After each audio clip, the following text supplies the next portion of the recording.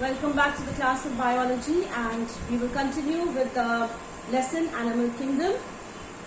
We have discussed phylum Porifera. We've talked about Coelenterata, Ctenophora. We've talked about platyhelminths and astyhelminths, that is Nematode.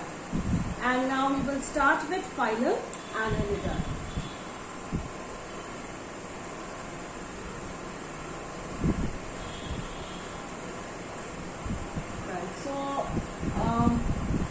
We were talking about worm-like organisms, and while talking about these, when we talked about the basis of classification, the characteristics, we had discussed segmentation, right? Metamerism, right?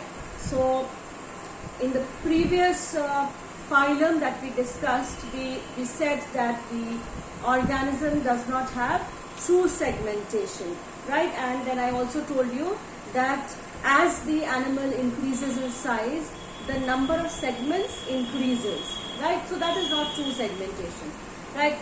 Now when we talk about phylum Annelida, we see metamerism, the true metamerism here, the true segmentation here in phylum Annelida.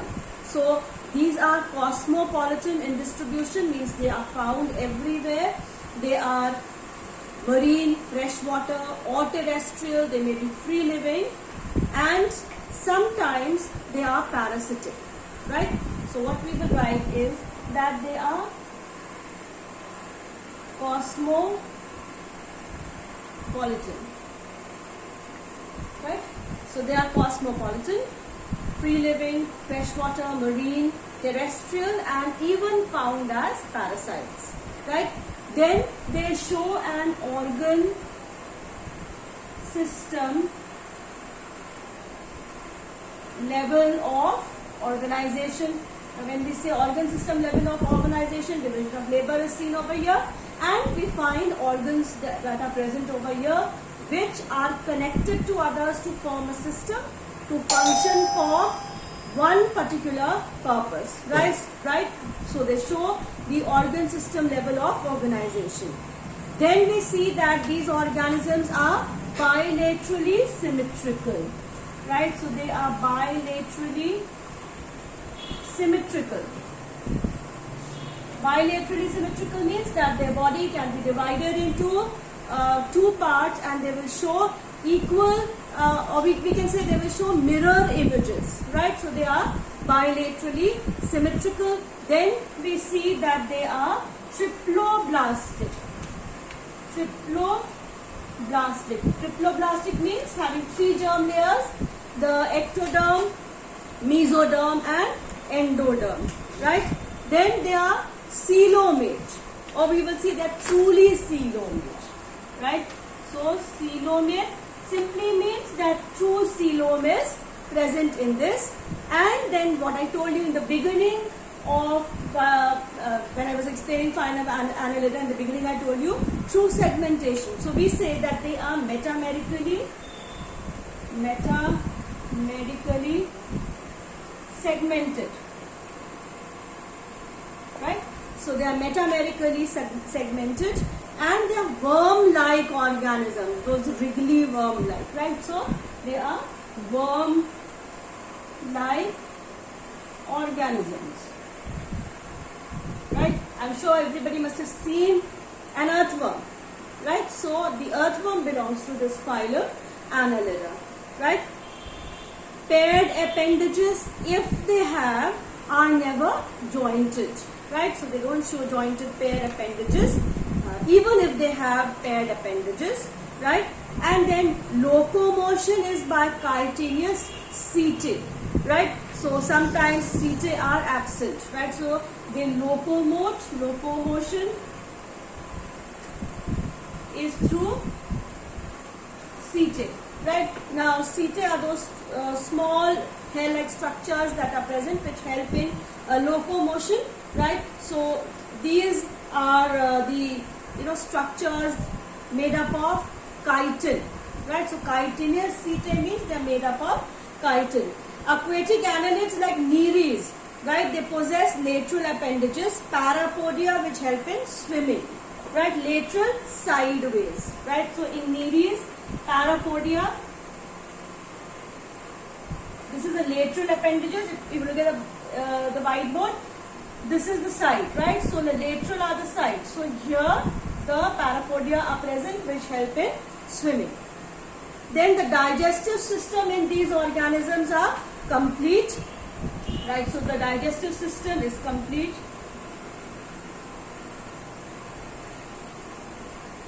System is complete, right? It is tube-like and extending along the length of the body.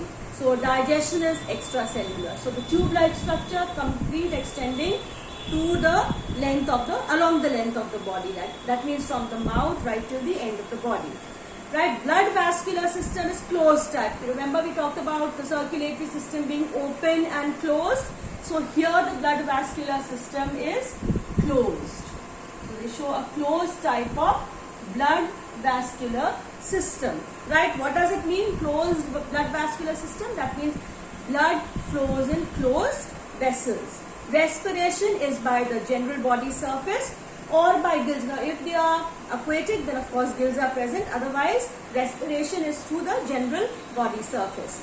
Organs of excretion. Now here this is important.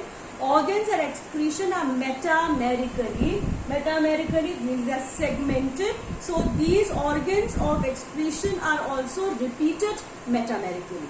Each segment has an organ of excretion which is known as nephridia, right? So excretion is by nephridia, right?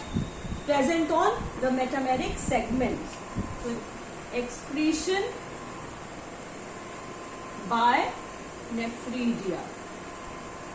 So that means their respiratory organ is a nephridium, right? So repeated nephridia are present, and these nephridia are ectodermal in origin, right? Outermost germ layer.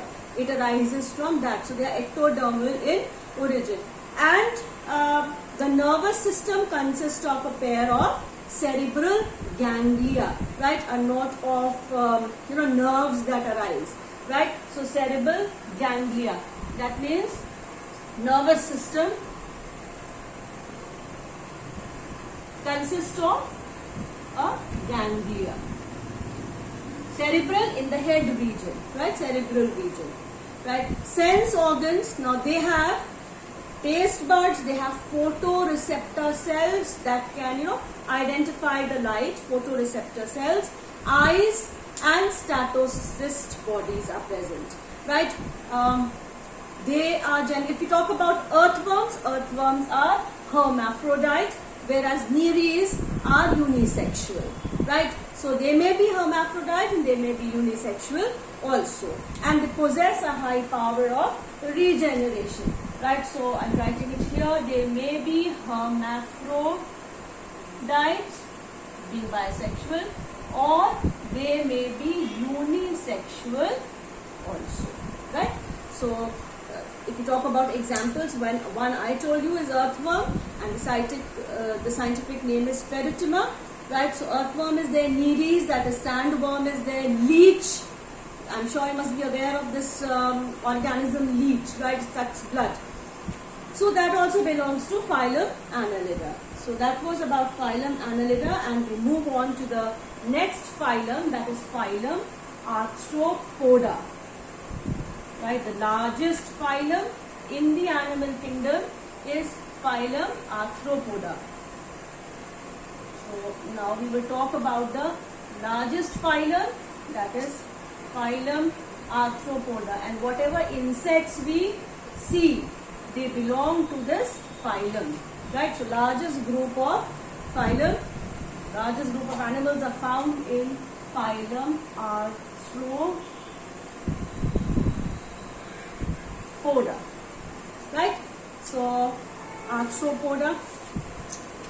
Now these also show organ level of organization, right? So the animals that belong to phylum Arthropoda, which is the largest group of phylum, right? Largest number of animals, they belong to phylum Arthropoda. Right, that is the number of species that are known, right, to belong to this particular phylum. Right, so now the organisms which belong to this phylum, they show organ level of organization, right? They show organ level of organization. Then their body is triploblastic. I'm sure by now you can relate to the terms that we are using. I'm using over here. They are coelomate, right? Possess a true body cavity or a coelom. They are bilaterally symmetrical. Right, one plane body can be divided into two equal mirror images, right? And they show metamerism, right? So they are metamerically segmented.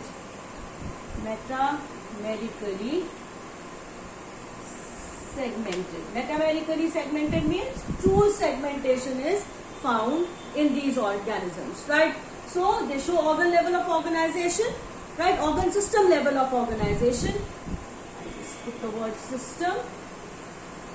Organ system means the whole system of organs functioning for one particular purpose, right? So organ system level of organization, their body is triploblastic, made up of 3 germ layers, ectoderm, mesoderm and endoderm.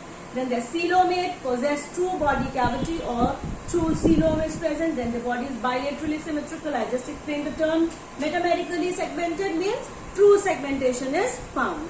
Right. Now, they possess an exoskeleton. Exoskeleton is skeleton outside the body. Right. We have an endoskeleton, skeleton inside the body. Right. Which is made up of bones and cartilage. Right. So, that's the kind of skeleton that we have. Internal or endoskeleton. Right. Now, these organisms, they possess chitinous exoskeleton. Chitinous made up of chitin. Right. Chitinous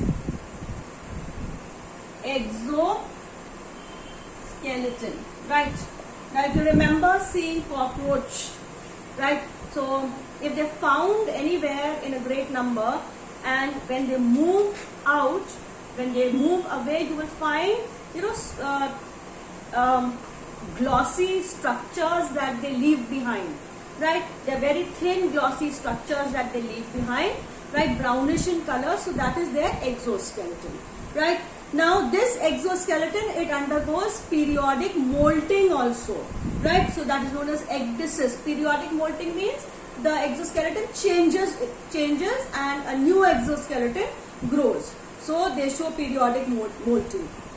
Now their body is divided into head, thorax and abdomen. So they may have a head region, a thorax region and an abdominal region. Right? So that is the basic shape of these organisms. Right? Now, other than that, they show appendages. They bear paired or jointed appendages. Right? So now if we draw from here, you will see that these are the appendages that are present. They are paired. If you see, one is on this segment, the other also is here. So they are paired segments. Right? So, and again here, they are jointed appendages. You will see the joints in them. Right? So antenna, feelers, etc. all are seen. A few anterior segments undergo cephalization to form a distinct head. Right? Anterior segment, it undergoes cephalization, right, to form a head region. Right? Coelom is much reduced and it is replaced by a hemocoel. Digestive tract in all these organisms is complete. Mouth parts with lateral jaws. In the sides, the jaws are also present. And these jaws are adapted for chewing and for sucking right? So both ways, whichever, depending upon the kind of the organism. If they're chewing type, then the jaws are used for chewing, right, and otherwise for sucking. Their circulatory system is open, right? So circulatory system is open, right? That means their blood does not flow in closed blood vessels, right? Body is devoid of cilia. There are no hair-like structure cilia present. Cilia is present in our body, right? Some cells have cilia, but in them there are no cilia present. True nephridia is absent. What is nephridia? Nephridia is the excretory organ used present in the annelids, right? So the true nephridia are absent in this, and in them the excretion is carried out by coelom ducts, right, or by Malpighian tubules. Malpighian tubules, small tubules that help in excretion, or by ducts or tubes that are present in the coelom, right? Respiration is through gills, through trachea, through hook lungs, or by body surface. Respiration is through gills, trachea, body surface, or book lungs, small lungs, right? So now, of course, if we talk about gills, then gills are found in only aquatic organisms, right? Central nervous system is present, right? It consists of a paired ganglia. Then sensory organ consists of simple eyes, which are known as compound eyes, right? Chemo and tactile receptors also are present in them, right? Sexes are separate, so sexual dimorphism is quite evident in them, and fertilization is internal except for a few aquatic arthropods in which the sexual reproduction, fertilization is external, right? So they are oviparous, and very few are found to be viviparous, right? So generally they are oviparous in nature. So what are the examples now of arthropoda? As I told you, housefly is one example, right? Scorpion is another example, right? The bees, the cockroach, cockroach was the example that I gave, right? So bees, cockroach, all these belong to the mosquitoes, right? All these belong to the phylum Arthropoda, right? Now we move on to the next phylum from Arthropoda. The next phylum is phylum Mollusca. Right now, phylum Mollusca is another, big phylum. Right? So we can say it is the second largest phylum. Phylum Mollusca is the second largest phylum of the animal kingdom, and again here, great phylum. We will find out. We will see what great characteristics they have, and you must have come across organisms belonging to phylum Mollusca as well, right? So phylum Mollusca, right? So phylum Mollusca, as I told you, is the second largest group of animal kingdom, right? So it is the second largest group of phylum of the animal kingdom, right? So it includes, you must have seen snails.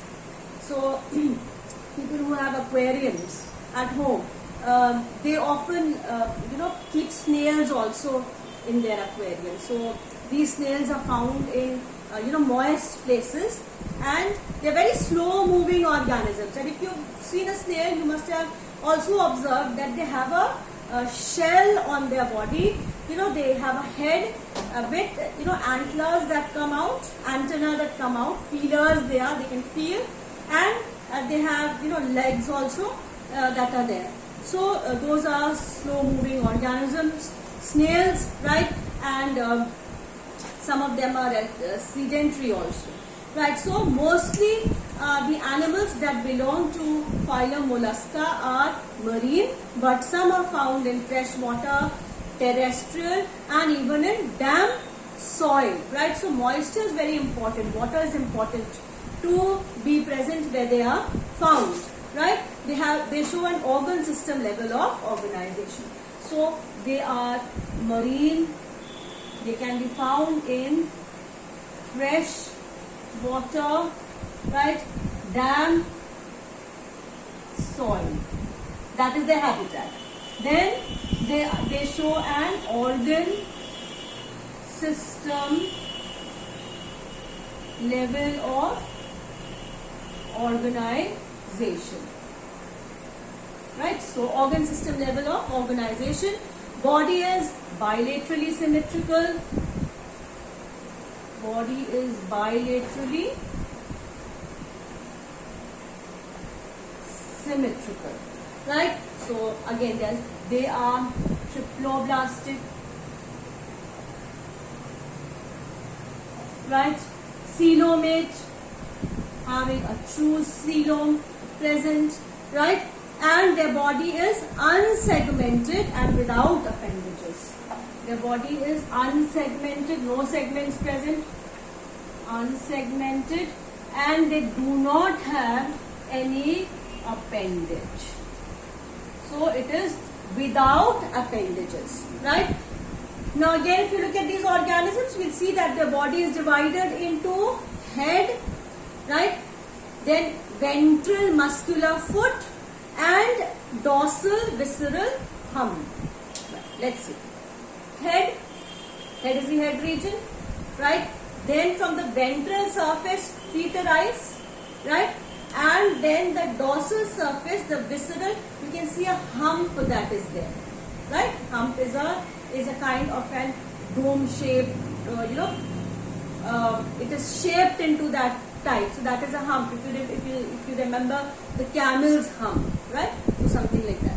So now what happens is that the skin, soft skin is present, and over the hump it forms a mantle. In the hump region, the skin forms a mantle, which now this skin which forms a mantle, it secretes a calcareous secretion, right? A calcareous secretion which forms the shell, right? So the space between the hump and the mantle is known as the mantle cavity, right? So it has a mantle, right?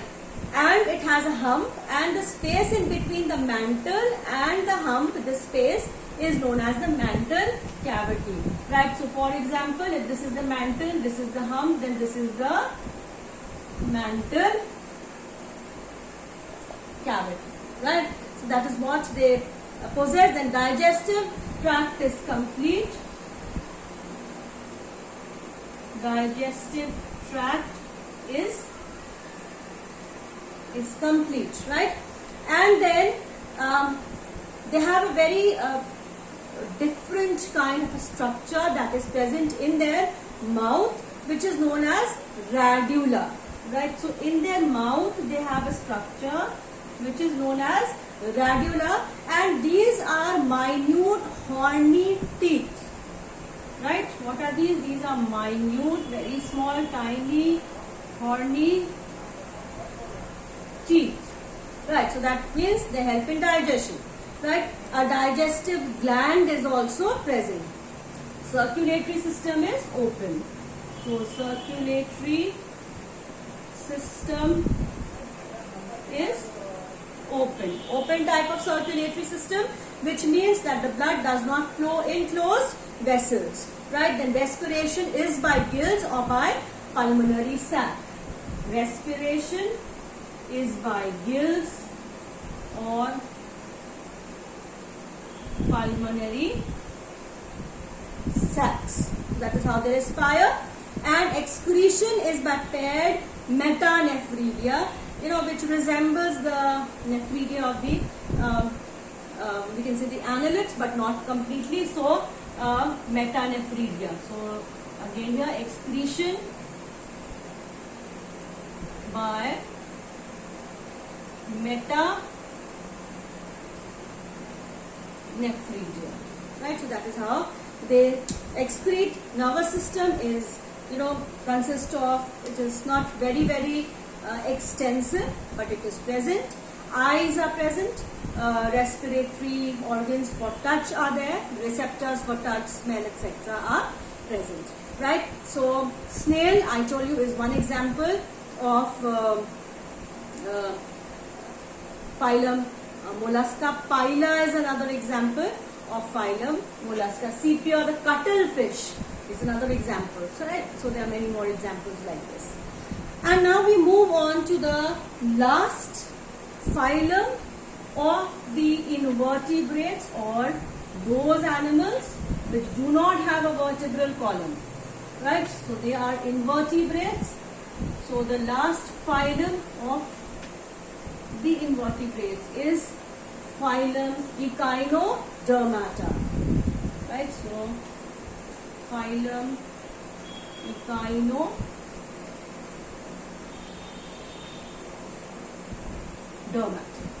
Now, phylum Echinodermata, this includes starfish, right? Remember, I had drawn something like this as the starfish, sea urchins, right? Sand dollars, brittle stars, sea cucumbers, all these are examples of phylum Echinodermata. Now, these organisms are exclusively marine, right? They are exclusively marine. That means they are exclusively found in sea, except one or two which are free living. Except that they are generally found in the sea, and then they show the organ system level of organization. Right? So organ system level of organization, their body is unsegmented, it is triploblastic and coelomate. So unsegmented, triploblastic and coelomate. Right? Adults show radial symmetry. If you remember, we talked about organisms showing organisms being asymmetrical, showing bilateral symmetry and radial symmetry. Right? So the adults of Echinodermata, they show radial symmetry. Right? Through the central axis, through any plane if you cut, you will find a mirror image of the other half. Right? So that is radial symmetry. And now these organisms, they generally show 5 antimeters, 5 antimeres, right? So they show 5 similar parts. We have 3, 4, 5, yes. They show 5 similar parts radiating from the central axis. So this is the central axis. You can see the 5 radiating parts from the central axis, right? But larvae of these organisms, they show bilateral symmetry. Adults show radial symmetry, and the larval forms, they show bilateral symmetry. Without head, and there is no segmentation. I told you they are unsegmented, and they do not have any specific region as head. When we talked about arthropods and the annelids, etc., there we discussed, even in the mollusks, we discussed about the presence of head. Right now, these do not have a head as such present. Of course, there is no segmentation also found. So the body is differentiated into oral and aboral surfaces, top and bottom. Oral and aboral surfaces, right? So that is the distinction that is found in their body, right? The body is covered by delicate epidermis. The whole body has a layer of epidermis over a firm mesodermal endoskeleton, right? So they have an endoskeleton which is of mesodermal origin, and it is calcareous. Calcareous plates or ossicles are formed. They form definite pattern or spines, right? So body is covered by a delicate epidermis, covered by delicate epidermis. Endoskeleton is mesodermal. Calcareous.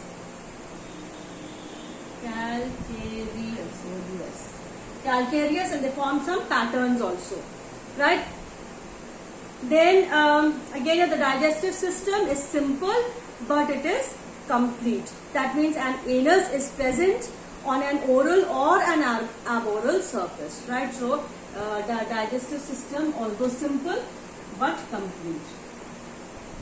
Digestive system is simple but complete.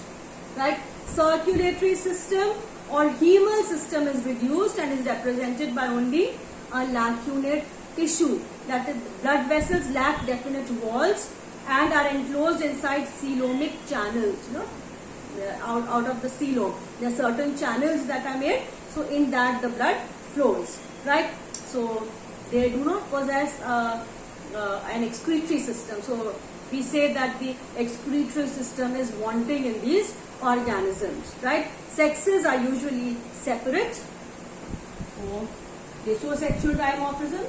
Sexes are separate. Right? So that means they show sexual dimorphism. Fertilization is external and development is indirect, leading to the formation of bilaterally ciliated larva, right, which metamorphoses into radially symmetrical organisms, right. So, and also they possess a great power of regeneration, right. We've already studied what is regeneration. A part breaks off, cuts off, then a new part can grow in its place. So that is regeneration, right. So that is about phylum Echinodermata, and we finished off with the invertebrates. Now in the next class we will talk about hemichordates and chordates in detail, right. Most probably I'll take another 2 classes to finish the animal kingdom, right. For now, complete your assignments and please post it in the WhatsApp group, and that's all for today. Thank you.